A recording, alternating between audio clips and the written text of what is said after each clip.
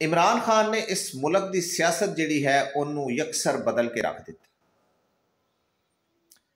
मैं कम अज कम अपनी होश या पिछली तारीख ये चीज़ नहीं सुनी कि पाकिस्तानी सियासत